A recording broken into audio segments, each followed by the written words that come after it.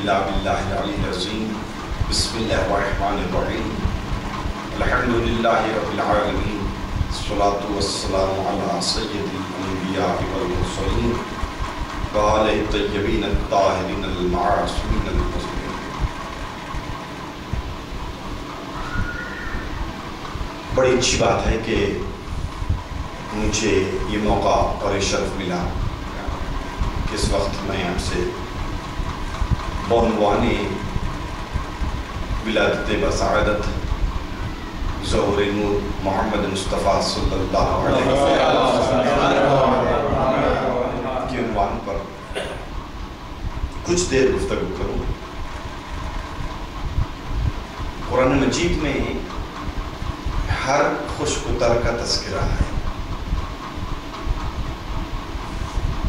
کوئی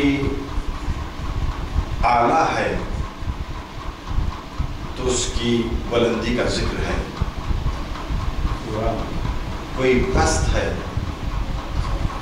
تو اس کی پستی کا ذکر ہے,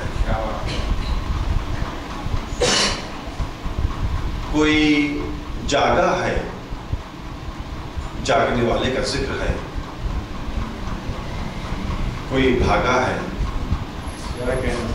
تو بھاگنے والے کا ذکر بھی ہے, کوئی رویا ہے تو رونے والے کا ذکر بھی ہے, کوئی سویا ہے تو سونے والے کا ذکر بھی ہے.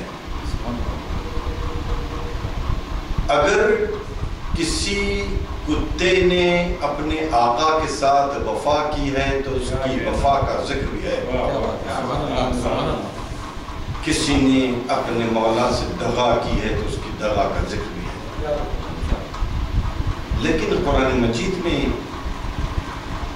کوئی بھی آیت حضور کی ولادت کے تعلق سے ہمیں نہیں ملی. قرآن نے ضرور کہا کہ هو الذی بعث فی الامیین رسولا, کہ ہم نے آپ کو مبعوث کیا ہے. مبعوث کرنا اور ہے, پیدا ہونا اور ہے. قرآن نے ضرور کہا کہ قد جاءکم من اللہ نور و کتاب مبین, کہ تمہارے پاس اللہ کی طرف سے کتاب آیا, نور آیا. آنا اور ہے, پیدا ہونا اور ہے. قرآن نے ضرور کہا کہ انا ارسلنا الیکم رسولا, ہم نے تمہاری طرف رسول بنا کر بھیجا. بھیجنا اور ہے, پیدا ہونا اور ہے. جناب ابن عباس نے پیغمبر اسلام سے خود سوال کیا تھا کہ متى وجبت لک النبوہ, کہ اللہ کے رسول آپ پر نبوت کب واجب ہوئی؟ تو ارشاد فرمایا تھا کہ میں اس وقت بھی نبی تھا جس وقت آدم پانی اور مٹی کے درمیان تھے. یہ نہیں کہا کہ میں اس وقت نبی بنایا گیا, بلکہ کہا کہ میں تو اس وقت بھی نبی تھا. اس کا مطلب نبوت, آغاز نبوت خود خلقت آدم سے پہلے تسلیم کرنا پڑے گا, اور اگر نبوت خلقت آدم سے پہلے ہے تو ولادت اس سے پہلے تصور کرنا ہے. اب اگر ہم ہمارے نقطۂ نظر سے حضور کی ولادت یا ظہور نور پر گفتگو کریں تو کوتاہ نظر ہونے کا الزام لگ سکتا ہے. لہٰذا عالم اسلام کی مشہور ترین کتابوں کے حوالے سے ایک جملہ عرض کرنا چاہتا ہوں. مستدرک حاکم نیشابوری کی کتاب ہے, جنہوں نے 4 جلدوں میں صحیح ترین احادیث کو نہ صرف جمع کیا ہے بلکہ اس کو فلٹر کر کے ثابت کیا ہے کہ جو کچھ جمع کیا ہے وہ صحیح ہے. کنز الاعمال ملا علی متقی کی کتاب ہے. انہوں نے دعویٰ کیا ہے کہ پیغمبر اسلام کی احادیث کو جمع کیا ہے. تیسری کتاب مشکات شریف. تینوں میں ایک حدیث ہے کہ اصحاب نے پیغمبر سے پوچھا کہ آپ کب پیدا ہوئے. نبوت کی بات نہیں رہی, رسالت کی بات نہیں رہی, سیدھی سیدھی بات ہے, ٹو دی پوائنٹ سوال ہے کہ آپ کب پیدا ہوئے. جواب عنایت ہوا خلقت انا وعلی من نور واحد، کہ اللہ نے میرے اور علی کے نور کو ایک ساتھ ایک وقت میں پیدا کیا۔ کب؟ خلقت آدم سے 14,000 سال پہلے۔ جواب مل گیا، لیکن مجھے نہیں معلوم خلقت آدم کے 14,000 سال پہلے کون سا کیلنڈر، کون سی جنوری یا کون سا سن فالو کیا جاتا تھا۔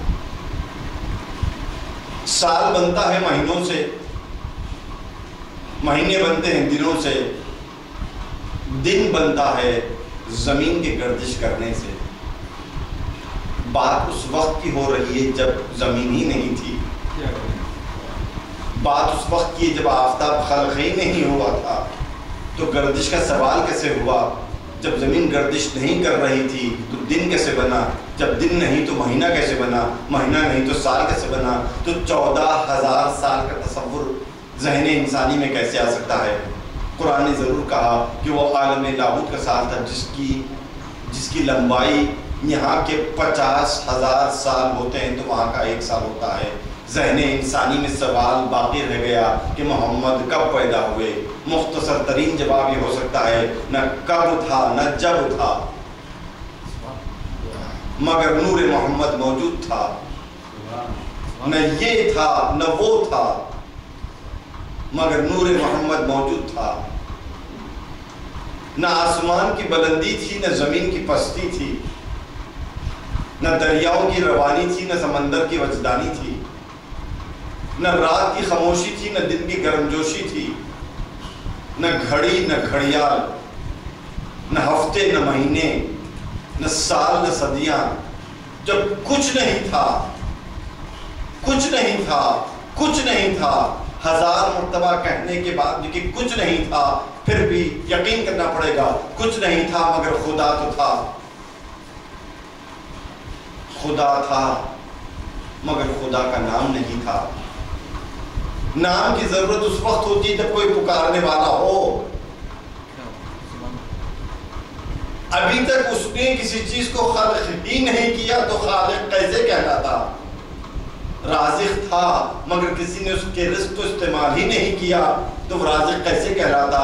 مسجود تھا مگر کسی نے اس کو سجدہ ہی نہیں کیا تو مسجود کیسے کہلاتا؟ وہ معبود تھا مگر کسی نے اس کی عبادت ہی نہیں کی تھی تو معبود کیسے کہلاتا؟ اس نے نور محمد کو خلق کیا تو وہ خالق کہلایا، محمد نے عبادت کی تو وہ عبد کہلایا، محمد نے سجدہ کیا تو مسجود کہلایا۔ ایک جملہ کہنا پڑتا ہے، اللہ وہ ہے جس نے نور محمد کو خلق کیا، محمد وہ ہے جو پیدا ہو کر اللہ کے ناموں کو پیدا کرتا ہے۔ صلوات پر محمد وآل محمد۔ آئیے اس متبرک دن، متبرک ایام اور متبرک راتیں اور ان متبرک ساعتوں کے طفیل میں ہم ان کو وسیلہ بنا کر دعا کرتے ہیں کہ اللہ جس طریقے سے تو نے اپنے اس حبیب کو نقطہ وحدت کا ایک نقطہ بنا دیا ہے، اسی کے صدقے میں آج پوری دنیا میں جہاں جہاں مسلمان یا لا الہ الا اللہ محمد رسول اللہ کہنے والے ہیں، ان سب کے درمیان اتحاد اور اتفاق پیدا ہو، سارے مسلمان یک قوم کہلائے، جتنے بنیادی فروعی جزوی گروہی اختلافات ہیں وہ اپنے اندر رہیں، بلکہ دشمن کے سامنے اس طریقے سے مضبوط قوم بن جائے جسے ایک ہاتھ کی ایک مٹھی ہوتی ہے جس میں انگلیوں کا فرق ہوتا ہے، لیکن جب یہ انگلیاں اپنے آپ کو سمٹ کر قریب کر لیتی ہیں تو بھرپور طاقت بن جاتی ہے۔ مسلمانوں کے درمیان فروعی اختلافات جزوی اختلافات ہو سکتے ہیں، لیکن جب یہ کسی دشمن کے مقابلے پر آ جائیں ان کو آپس میں ایک دوسرے سے اتنا قریب کر دے کہ ہر موقع پر دشمن کے سامنے مضبوط طاقت بن جائیں۔ صلوات محمد والے